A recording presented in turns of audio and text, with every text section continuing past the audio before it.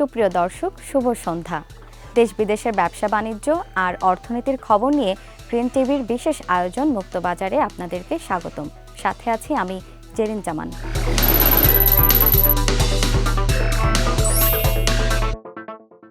ঢাকা শহরে প্রতিদিন উৎপন্ন হচ্ছে হাজার হাজার টন বর্জ্য, কিন্তু সেই বর্জ্যকে সম্পদে রূপান্তর করে বিদ্যুৎ বা জৈব সার তৈরির যে স্বপ্ন দেখানো হয়েছিল তা ছিল শুধুই কাগজে কলমেই সীমাবদ্ধ।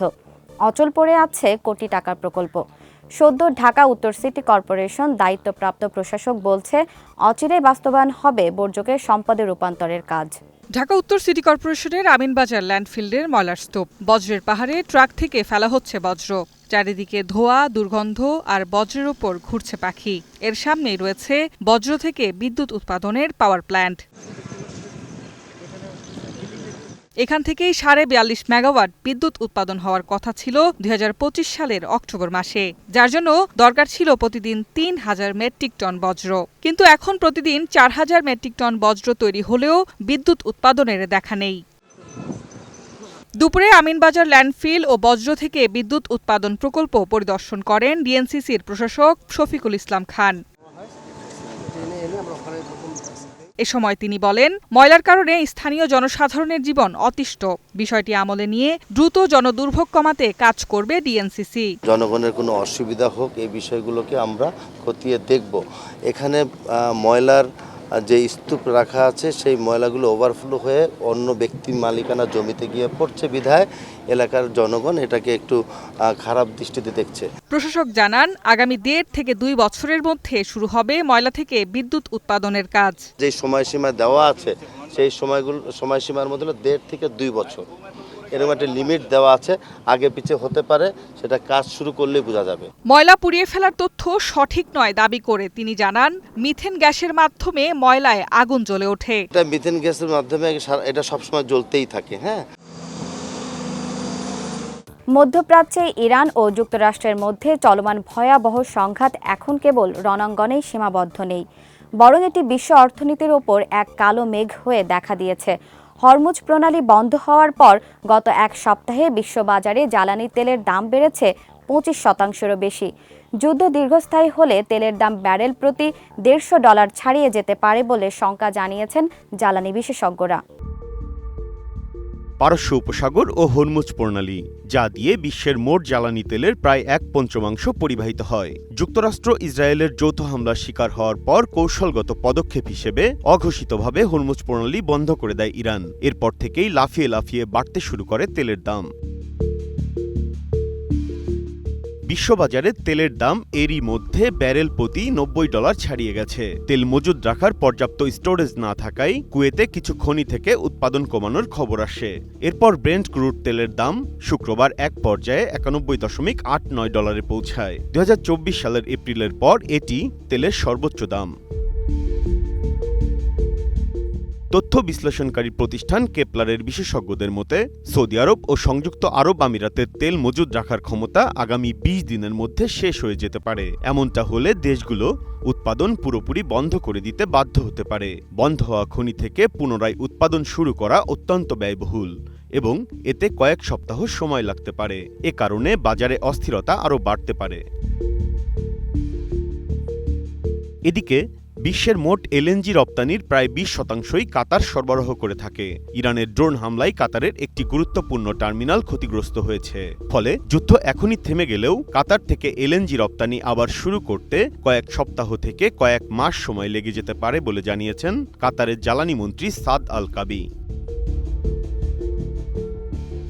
যুদ্ধ যদি অব্যাহত থাকে তবে কয়েক সপ্তাহের মধ্যে উপসাগরীয় অঞ্চলের সব রপ্তানিকারক দেশ জ্বালানি উৎপাদন বন্ধ করে দিতে পারে। এতে তেলের দাম ব্যারেল প্রতি $150 উঠে যেতে পারে বলে শঙ্কা জানিয়েছেন জ্বালানি বিশেষজ্ঞরা। এর সরাসরি প্রভাব পড়বে পরিবহন খাত থেকে শুরু করে নিত্যপণ্যের উৎপাদন খরচ পর্যন্ত। সরবরাহ ব্যবস্থা বিঘ্নিত হওয়ার ভয়ে অনেক দেশ আগাম তেল মজুত করতে শুরু করেছে, যা বাজারে কৃত্রিম সংকট তৈরি করছে। পরিস্থিতি শান্ত না হলে আগামী কয়েক মাস বিশ্ববাসীকে রেকর্ড পরিমাণ মূল্যস্ফীতি ও অর্থনৈতিক অনিশ্চয়তার মধ্য দিয়ে যেতে হতে পারে। চীন, জাপান সহ ইউরোপের বিভিন্ন দেশে মাছের আঁশ রপ্তানি করে আর্থিকভাবে সচ্ছল হয়ে উঠছেন কুড়িগ্রামের ক্ষুদ্র ব্যবসায়ীরা। প্রতি বছর কয়েকশো মণ মাছের আঁশ রপ্তানি করা হয়। মাছের আঁশ সংগ্রহ করে বাড়তি আয়ের পাশাপাশি তরুণদের জন্য সৃষ্টি হচ্ছে কর্মসংস্থান। আঁশ রপ্তানি করার সুবাদে এটি লাভজনক খাতে পরিণত হচ্ছে। মাছের আঁশ সাধারণত উচ্ছিষ্ট বা বর্জ্য হিসেবে ফেলে দেওয়া হয়, অথচ কুড়িগ্রামে মাছের আঁশ এখন মূল্যবান পণ্য হিসেবে বিবেচিত হচ্ছে। প্রতি বছর কয়েকশো মণ মাছের আঁশ রপ্তানি করে লাখ লাখ টাকা আয় করছেন ক্ষুদ্র ব্যবসায়ীরা। শুধু আঁশ নয়, মাছের পেটের বেলুন, ফুলকা, ফেলে দেওয়া উচ্ছিষ্ট অংশের চাহিদাও রয়েছে। আঁশ সংগ্রহ করার পর গরম পানিতে ধুয়ে পরিষ্কার করা হয়, পরে শুকিয়ে বিক্রির উপযোগী করে তোলা হয়। প্রতি মণ আঁশ বিক্রি হয় 2 থেকে 4 হাজার টাকায়। RDRS বাংলাদেশের পরামর্শ ও প্রশিক্ষণ পাওয়ার পর মাছের আঁশ যথাযথ সংরক্ষণের বিষয়টি ভালোভাবে আয়ত্ত করতে পেরেছেন বলে জানান স্থানীয় মাছ ব্যবসায়ীরা। আমার ছেলে মাছ কাটায়, সেই মাছের আঁশটা আগত ফেলে দিয়েছে, এখন মনে বাড়ি আনায়, বাড়ি আনি আমরা মনে পরিষ্কার করি। আমি পরিষ্কার করে ধুইয়া শুকাই, শুকার পরে রংপুরে এলে পাঠাই দেই। তারপরে 4-5 মণ হলে তখন বাজারে আমরা বিক্রি করি দেই। এগুলো আমাদের মনে করেন যে দেখা যাচ্ছে যে 60 বা 70 টাকা পর্যন্ত কেজি বিক্রি হয়। সম্ভাবনাময় এ খাত ক্ষুদ্র থেকে মাঝারি শিল্পে পরিণত হতে যাচ্ছে। মাছের আঁশের গুণগত মান ঠিক রাখতে কাজ করছে মৎস্য বিভাগ। তাদেরকে এই আইসটা কীভাবে ভালোভাবে আরও প্রসেসিং করা যায় সেই ব্যাপারে তাদেরকে আমরা প্রশিক্ষণ দেব এবং কীভাবে আরও ভালোভাবে অর্থনৈতিকভাবে লাভবান হতে পারে সেই ব্যবস্থা আমরা আমাদের দপ্তর থেকে করব। দেশের মৎস্য খাতে নতুন সম্ভাবনার দুয়ার খুলেছে মাছের আঁশ রপ্তানি। এই উপকরণ এখন প্রক্রিয়াজাত করে বিদেশে পাঠানো হচ্ছে। ফেলে দেয়া আঁশেই মিলছে বৈদেশিক মুদ্রা। মৎস্য খাতে সূচিত হচ্ছে নতুন দিগন্ত। নারায়ণগঞ্জে, রূপগঞ্জে হাতে তৈরি চাক সেমাইয়ের জনপ্রিয়তা দিন দিন বাড়ছে। কোনো প্রকার কেমিক্যাল ছাড়া তৈরি এই সেমাই এখন স্থানীয় চাহিদা মিটিয়ে চলে যাচ্ছে দেশের বিভিন্ন প্রান্তে। কারিগরদের দাবি, এই সেমাই মানসম্মত, তাই জিআই পণ্য হিসেবে স্বীকৃতি পেতে পারে।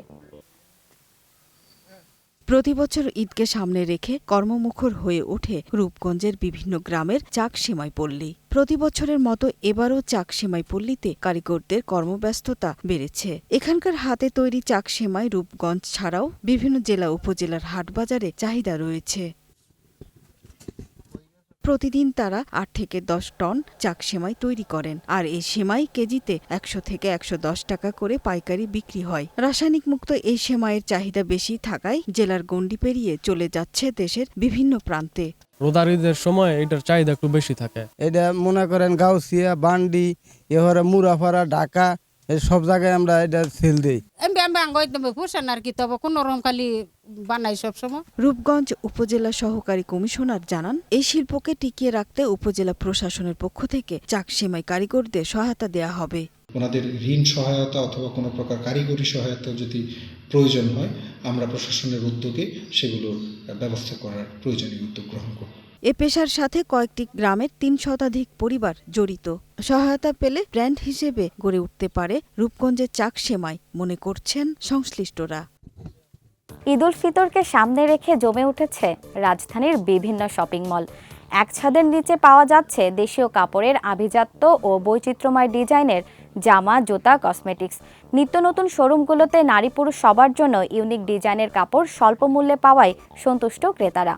বিক্রেতারা ভালো বিক্রির আশা করছেন ঈদ ঘিরে।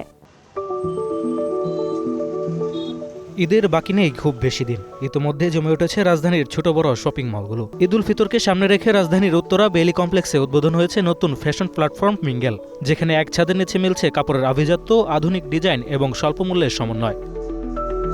দেশীয় কাপড়ের প্রতি গুরুত্ব দিয়ে এখানে সাজানো হয়েছে নানা ধরনের কালেকশন। নারী ও পুরুষ সব বয়সী ক্রেতাদের জন্য রয়েছে বিশেষ চাহিদা সম্পন্ন পোশাকের কাপড়। যেহেতু সামনে সামার, সো আমাদের মেইন ফোকাসটা হচ্ছে কাস্টমার কমফর্ট অ্যান্ড কাস্টমারের ইউনিকনেস এবং এলিগেন্সটা আমরা কীভাবে ফুটিয়ে উঠাতে পারি আমাদের ডিজাইনের মাধ্যমে। আমাদের এখানে সব টাইপের কাস্টমারদের জন্যই আছে, যারা এথনিক পছন্দ করেন, যারা ওয়েস্টার্ন পছন্দ করেন, আবার যারা আছে একটু প্রিমিয়াম টাইপের জামা কাপড় পছন্দ করেন, পার্টি ওয়্যার, তাদের জন্য সলিউশন আছে। ক্রেতারা বলছেন, তুলনামূলক কম দামে উন্নত মানের ও ইউনিক ডিজাইনের কাপড় পাওয়ায় তারা বেশ সন্তুষ্ট। ঈদের কেনাকাটায় এমন আয়োজন তাদের জন্য বাড়তি স্বস্তি এনে দিয়েছে। মূল্যর ক্ষেত্রে আমি যে ধরনের চিন্তাভাবনা করে বা বাজেট মনের মধ্যে রেখেছি, আমার জন্য সাধ্যের মধ্যে হয়েছে। কোয়ালিটিটা খুবই ভালো, ম্যাটেরিয়ালটা খুবই সফট, বাসা বাড়িতে আমরা সবাই দেখেছি মর্নিং ওয়ার্ক পরি বা নাইট ওয়্যার পরি, এটা হলো যে মানে লাউঞ্জ ওয়্যার, যে বিকালবেলা কী পরলাম বা বাসায় কেউ আসলে তার সাথে বসে গল্প করা বা অ্যাজ ইউজুয়াল ড্রেস পরা। তো আমরা আসলে কী পরে একটা মানুষের সাথে অফিসের পরে যে ড্রেস পরবো, এটা একটা নতুন কনসেপ্ট। প্রতিষ্ঠানটির পক্ষ থেকে জানানো হয়, ক্রেতাদের চাহিদাকে গুরুত্ব দিয়েই দেশি ও বিদেশি কারিগরদের কাজের সমন্বয়ে তৈরি করা হচ্ছে ইউনিক ডিজাইনের কাপড়। ভালো মান বজায় রেখে স্বল্প মূল্যে পণ্য পৌঁছে দেওয়াই তাদের মূল লক্ষ্য। মিঙ্গেল স্টাইল শুধু একটি ক্লোদিং ব্র্যান্ড নয়, এটি একটি ফ্যাশন স্টেটমেন্ট। যারা ফ্যাশনে uniqueness and modern elegance like করেন, তাদের জন্য আমাদের প্রতিটি কালেকশন ডিজাইন করা হয়। এটা আমাদের স্টাইলে অনেক ভ্যারিয়েশন আছে, যেমন এবার ঈদের জন্য আছে আমাদের এথনিক ওয়্যার, এছাড়া আছে জিম থেকে আমাদের শুরু করে যেমন casual look, smart office outfit, party dress এবং লাউঞ্জ ওয়্যার। আমি বলবো যে আমাদের অন্যান্য থেকে শোরুম থেকে বা অন্যান্য ব্র্যান্ড থেকে আমাদের অনেক রিজনেবল প্রাইস। ফ্যাশনে দেশীয় ঐতিহ্যকে তুলে ধরার পাশাপাশি ক্রেতাদের সাধ্যের মধ্যে মানসম্মত কাপড় পৌঁছে দিতে কাজ করে যাচ্ছে মিঙ্গেল। আর তাই নতুন এই উদ্যোগ ঘিরে ক্রেতাদের উচ্ছ্বাসও বাড়ছে দিন দিন।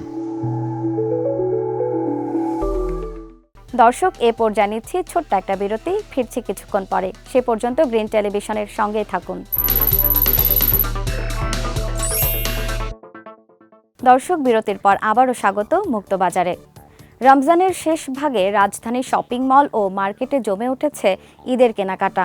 ছোট বড় নারী পুরুষ সবাই দল বেঁধে ছুটে আসছেন বিপণী বিতানে। দাম নিয়ে অভিযোগ থাকলেও শেষ পর্যন্ত পছন্দের জামা জুতো কিনতে পিছপা হচ্ছেন না কেউই। সকাল থেকে গভীর রাত পর্যন্ত ক্রেতাদের পদচারণায় মুখর হয়ে উঠছে রাজধানীর বিপণী বিতান। পুরুষের জন্য বাহারি ডিজাইনের পাঞ্জাবি ও শার্ট, নারীর থ্রি পিস ও শাড়ি, আর শিশুদের জন্য রঙিন আকর্ষণীয় পোশাক, সব মিলিয়ে জমজমাট ঈদের বাজার। ঈদের আনন্দ ভাগাভাগি করতে পরিবারের সদস্যদের নিয়ে শপিং মলে এসেছেন অনেকেই। নতুন পোশাকের রং আর ডিজাইন দেখে বেছে নিচ্ছেন ছোটরাও। পরে তো দেখা যায় যে সাইজ পাওয়া যায় না, আবার নতুন নতুন ডিজাইনগুলো শেষ হয়ে যায়, এই জন্য আগে চলে আসলাম। দাম দর তো একটু থাকবেই, ভালো কাপড়ে ভালো দাম থাকবেই, ওই চিন্তা তো হবে না, কিনতে তো হবেই। বাচ্চাদের জন্য কিনে, আমরা তো কিনি না। সাফটুডে করতে বোনদের জন্য 4টা কাপড় নিয়েছি। অনেক ক্রেতার অভিযোগ, কিছু পণ্যের দাম আগের তুলনায় কিছুটা বেশি। দামটা কোনটা আছে রেঞ্জের ভিতর, কোনটা একটু বেশি আছে। পাঞ্জাবি কিনেছি, জামা কিনেছি, জুতো কিনেছি। ব্যবসায়ীরা বলছেন, রমজানের শুরুতে বিক্রি কিছুটা ধীরগতি থাকলেও এখন ক্রেতাদের উপস্থিতি বাড়তে শুরু করেছে। এখানে সব ধরনের আপনার ভ্যারাইটিস, বিভিন্ন ধরনের আপনার লেটেস্ট যে ডিজাইনগুলো, প্রাইসটা রিজনেবল আছে, মানুষের স্বার্থের ভিতরে আছে। এখানে কেনাকাটা করে মানুষ স্বাচ্ছন্দ্য বোধ করে। রমজানের শেষ সপ্তাহে এসে ক্রেতাদের ভিড় আরও বাড়বে। ব্যবসায়ীদের প্রত্যাশা, ঈদের আগ মুহূর্তে এই ভিড় আরও বাড়বে এবং জমে উঠবে বেচাকিনা। ঈদকে সামনে রেখে রাজধানীর বিপণী বিতানগুলোর পাশাপাশি জমে উঠতে শুরু করেছে ফুটপাতের দোকানগুলো। স্বল্প আয়ের মানুষের কাছে কম দামে পোশাক ও নিত্য প্রয়োজনীয় পণ্য কেনার একমাত্র ভরসাস্থল এসব দোকান। বিক্রেতারা বলছেন, রমজানের মাঝামাঝিতেও প্রত্যাশা অনুযায়ী ক্রেতা নেই, তবে আগামী দিনগুলোতে সংখ্যা বৃদ্ধি পাবে বলে আশা তাদের। পবিত্র ঈদ উল ফিতরকে সামনে রেখে রাজধানীর বিপণী বিতানগুলোর পাশাপাশি জমে উঠতে শুরু করেছে ফুটপাতের দোকানগুলো। রাজধানীর বড় বড় শপিং মলের পাশাপাশি ফুটপাতের দোকানগুলোতেও দেখা যাচ্ছে ক্রেতার ভিড়। স্বল্প আয়ের মানুষের একমাত্র ভরসা এসব দোকান। রমজানের প্রথম সপ্তাহে বেচাকেনা শুরু হলেও বিক্রেতারা বলছেন, মূল বেচাকেনা শুরু হবে রোজার শেষের দিকে। বড় বিপণী বিতানের তুলনায় ফুটপাতের দোকানগুলোতে দাম তুলনামূলক কম হওয়ায় নিম্ন ও মধ্যবিত্তরা সাশ্রয়ী কেনাকাটার জন্য ফুটপাতকে বেছে নিচ্ছেন। 3 পিস লইছি ওয়াইফের জন্য, আর আমার নাতির জন্য, মেয়ের ঘরের নাতি তো এর জন্য পাঞ্জাবি নিয়েছি, আর একটা ছেলে আছে ছোট ছেলে, যেন পাঞ্জাবি নিলাম। আর হচ্ছে আলহামদুলিল্লাহ, কিন্তু আমার নাতনি তো ছোট, এই জন্য আমি দেখতে আসছি, ঘুরে ঘুরে পছন্দ করার চেষ্টা করছি, যদি দাম দর হয় তাহলে কিনবো। বিক্রেতারা বলছেন, পূর্ণ প্রস্তুতির পরও এখনো প্রত্যাশা অনুযায়ী ক্রেতার দেখা নেই, তবে ঈদের আগ মুহূর্তে বেচাকেনা বাড়বে বলে প্রত্যাশা তাদের। শুক্রবার থেকে আর বেতন বোনাস পাইয়া গেলে মানুষের কেনাকাটা করব, এই আর কি। এখন টুকটাক হইতেছে। গত বছর মনে করেন যেরকম বেচা কিনি হয়েছে, তার চেয়ে আপনার 25% বেচা কিনি নাই। আশা করছি এবছর নতুন সরকার গঠন হয়েছে, গত 1-1.5 বছর আমরা ব্যবসা করতে পারি নাই, আশা করি নতুন সরকার আসার কারণে হয়তো ব্যবসা পরিস্থিতি সবাই সুন্দর হবে। এবছর অনেক বেচাইনা কম, এই 15-20 রোজা পার হয়ে গেল, 15 রোজা পার হয়ে গেল, ওইরকম কেউ এই একটা ভালো বেচাইনা করতে পারে নাই। দেখেন তো রাস্তার মধ্যে পুরো দোকান খালি, পাঞ্জাবি দোকান খালি থাকে না অন্তত। রাজধানীর গুলিস্তান ও বাইতুল মোকাররম এলাকার ফুটপাত জুড়ে পাজামা, পাঞ্জাবি, শার্ট, প্যান্ট, জুতা, থ্রি পিস সহ বাচ্চাদের পোশাক থেকে শুরু করে সবকিছুই পাওয়া যাচ্ছে। ঈদের সময় কম দামে পণ্য পেয়ে যেমন কিনতে পারছেন সব শ্রেণীর ক্রেতারা, তেমনি এ সময়ের বিক্রির ওপরেই নির্ভর করে অনেক বিক্রেতার বছরের বড় অংশের আয়। তাই এবারের ঈদে জমজমাট কেনাবেচার অপেক্ষায় দুপক্ষই।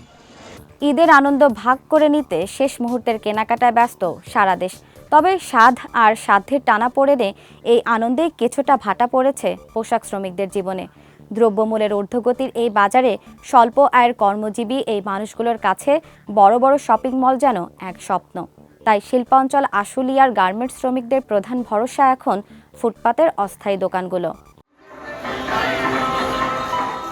সূর্য ডোবার পর শিল্পাঞ্চল আশুলিয়ার ফুটপাতগুলো যেন প্রাণ ফিরে পায়। একদিকে কারখানার শিফট শেষ হওয়া শ্রমিকদের ক্লান্তি, অন্যদিকে পরিবারের জন্য রঙিন কিছু কেনার তাড়না। সাভার, আশুলিয়ার নবীনগর, চন্দ্রা মহাসড়কের দুই পাশে বসা এমন ভাসমান দোকানে এখন তিল ধারণের ঠাঁই নেই। বিশ্বের বড় বড় ব্র্যান্ডের শার্ট, প্যান্ট বা টি শার্ট যাদের হাত দিয়ে সেলাই হয়, নিজেদের জন্যই সেই ব্র্যান্ডের শোরুমে ঢোকার সাহস পান না তারা। মাস শেষে পাওয়া বেতনের বড় অংশই চলে যায় ঘর ভাড়া আর সংসারের নিত্য প্রয়োজনীয় দ্রব্য কিনতে। তাই উৎসবের কেনাকাটায় তাদের শেষ গন্তব্য এই ফুটপাত। কাম করি যে এরকম ওইটুকু দিয়ে আমরা আয় করে আমরা ওইটুকু দিয়ে মার্কেট করি, কেনাকাটা করি। অল্প বেতনে অল্প শ্রমে চাকরি করি, দামি পোশাক আমাদের পক্ষে সম্ভবই না। আমার যে সামর্থ্য সেই সামর্থ্য অনুযায়ী আমরা কিনতে পারছি।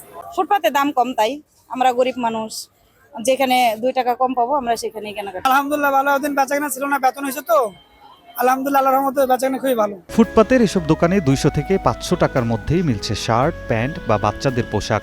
দাম কম হলেও মানের চেয়ে সাধ্যকেই বেশি প্রাধান্য দিচ্ছেন এসব নিম্ন আয়ের মানুষ। বিক্রেতারা বলছেন গার্মেন্টস ছুটি হওয়ার আগে এই ভিড় আরও বাড়বে। শ্রমিকের কষ্টার্জিত টাকা নিয়ে কেনাকাটা করতে গিয়ে যেন নিরাপদে কেনাকাটা করতে পারে, সেজন্য সংশ্লিষ্ট কর্তৃপক্ষকে নজরদারি বাড়ানোর দাবি জানান এই শ্রমিক নেতা। ফুটপাতে ঈদের সামনে বেশি ভিড় হয়, এই ভিড়ের কারণে লোক সমাগম বেশি হয়, এর মধ্যে দেখা যায় যে পকেটমার, ছিনতাইকারী এগুলো বাইরে যায়। তো আমরা আসলে সংশ্লিষ্ট যারা আছে তাদেরকে অনুরোধ করব যে এইটা যেন কঠোরভাবে দেখা হয় এবং প্রশাসনিক নজরদারিটা যেন বৃদ্ধি করা হয়। যে শ্রমিকদের ঘামে অর্জিত বৈদেশিক মুদ্রায় সচল থাকে দেশের অর্থনীতির চাকা, তাদের ঈদের আনন্দটা বড্ড সাদামাটা। তবু ফুটপাতের এই ধুলোবালি মাখা সস্তা পোশাকেই তারা খুঁজে পান উৎসবের এক চিলতে হাসি। ঈদ ও পহেলা বৈশাখ সামনে রেখে জমে উঠেছে শাড়ির বাজার। বিশেষ করে টাঙ্গাইল জেলার তাঁতপল্লীতে সুতি, জামদানি ও নতুন ডিজাইনের সিল্ক শাড়ি তৈরিতে ব্যস্ত সময় পার করছেন কারিগররা। বেচাকেনাও চলছে সমান তালে। ঈদ হোক কিংবা পহেলা বৈশাখ, বাঙালি নারীর প্রথম পছন্দ শাড়ি, আর সেই শাড়ির একটা বড় অংশ জুড়ে আছে টাঙ্গাইলের তাঁত। ঈদ ও পহেলা বৈশাখ সামনে রেখে কালিহাতী ও দেলদর উপজেলার বিভিন্ন তাঁতপল্লীতে এখন নিরন্তর ব্যস্ততা। কাকভোর থেকে গভীর রাত পর্যন্ত চলছে তাঁতের খটখট শব্দ। সুতি, half silk, Jamdani, soft silk, muslin, কাতান, বালুচুরি, বেনারসি, বাহারি ডিজাইনের বিশাল সমাহার নিয়ে ব্যস্ত তাঁতিরা।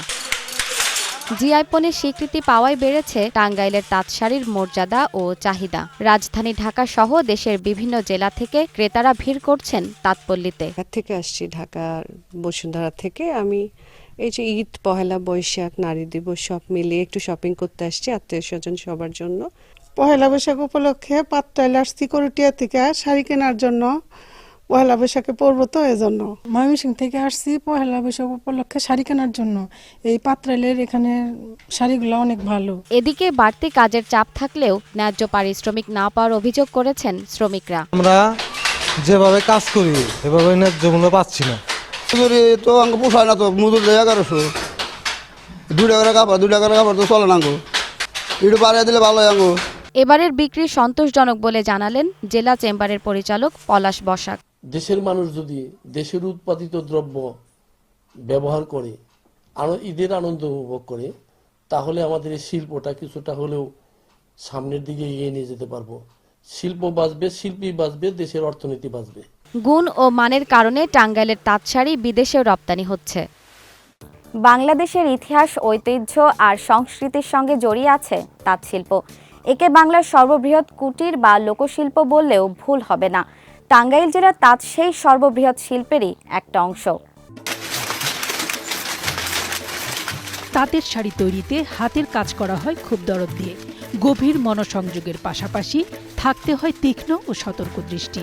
কাজের মূলত দুটি ধাপ: ১, পুরুষেরা তাঁত বোনেন, আর ২, চরকা কাটা, রং করা ও জরির কাজে সহযোগিতা করেন বাড়ির নারীরা। ইতিহাস থেকে জানা যায়, সিন্ধু অববাহিকা থেকে পশ্চিমবঙ্গের মুর্শিদাবাদে আসে সনাতন ধর্মাবলম্বী বসাক সম্প্রদায়। সেখান থেকে রাজশাহী, এরপর ঢাকার ধামরাই। তাদের হাত ধরেই বিস্তার লাভ করে তাঁত শিল্প এবং বসাক সম্প্রদায় ছড়িয়ে পড়ে টাঙ্গাইল সহ দেশের বিভিন্ন এলাকায়। ভারত ভাগের আগে টাঙ্গাইলের তাঁতের শাড়ির হাট বসত কলকাতায়। বাংলাদেশ প্রতিষ্ঠার পর এখানকার তাঁতের প্রধান হাট হয়ে উঠেছে টাঙ্গাইলের বাজিতপুর ও করটিয়া। স্থানীয়ভাবে একটি প্রবাদ আছে, চমচম, টমটম ও শাড়ি, এই তিনে টাঙ্গাইল বাড়ি। যাদের জন্মই হয়েছে তাঁতের খটখট শব্দ শুনে তারা জানে প্রতিটি শাড়ি বুননের মধ্যেই লেপ্টে আছে ইতিহাসের গন্ধ। টাঙ্গাইলের বিখ্যাত তাঁতপল্লী পাথরাইল, চণ্ডী, বাজিতপুর ও পুটিয়াজানি গ্রামেই এখন ঐতিহ্যবাহী তাঁতের শাড়ি তৈরি হয়। এখান থেকে সুতি, জামদানি, সফট সিল্ক, ধানসিঁড়ি, বালুচুরি, গ্যাস সিল্ক, স্বর্ণকাতান, দোতারি, চোষা ও রেশমের মতো বাহারি ডিজাইনের শাড়ি সরবরাহ হচ্ছে সারা দেশে। প্রাতিষ্ঠানিক শিক্ষা বা কারিগরি জ্ঞান দিয়ে টাঙ্গাইলের তাঁত শাড়ি তৈরি করা যায় না। এজন্য হাতে কলমে তাঁতি বা শিল্পী হয়ে উঠতে হয়। টাঙ্গাইলে সেই শিল্পী তাঁতি আছেন। তাই তো টাঙ্গাইলের তাঁত শিল্প ও তাঁতের শাড়ির এত সুখ্যাতি এখনো বজায় আছে। দর্শক, গ্রিন টেলিভিশনের সাপ্তাহিক অনুষ্ঠান মুক্তবাজারে আজ এ পর্যন্তই। আগামী সপ্তাহে ফিরে আসব ব্যবসা বাণিজ্যের আরও খবর নিয়ে। আর সে পর্যন্ত গ্রিন টিভি নিউজ ও অন্যান্য আয়োজন দেখতে চোখ রাখুন আমাদের ওয়েবসাইট, ইউটিউব ও ফেসবুকে।